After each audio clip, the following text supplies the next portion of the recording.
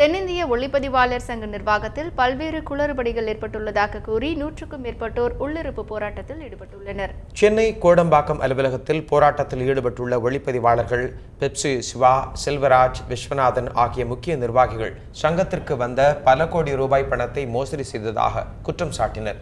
இது தொடர்பாக சங்க உறுப்பினர்கள் கேள்வி எழுப்பினாலும் வரவு செலவுகளை காண்பிக்க கோரினாலும் அவர்கள் முறையாக பதிலளிப்பதில்லை என அவர்கள் தெரிவித்துள்ளனர். இது தொடர்பாக சங்க உறுப்பினர்களிடம் நிர்வாகிகள் பேச்சுவார்த்தை நடத்தி தீர்வு காண வேண்டும் என உள்ளிருப்பு போராட்டத்தில் ஈடுபட்டுள்ள ஒளிப்பதிவாளர்கள் தெரிவித்துள்ளனர்.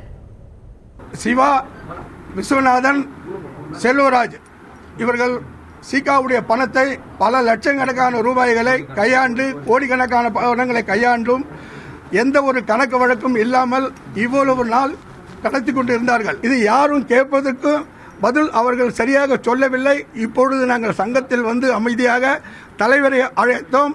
தலைவர் உங்களோடு நாங்கள் பேச தயாராக இல்லை, அப்படி என்று நாங்கள் வர முடியாது என்று திட்டவட்டமாக சொல்லிவிட்டார்.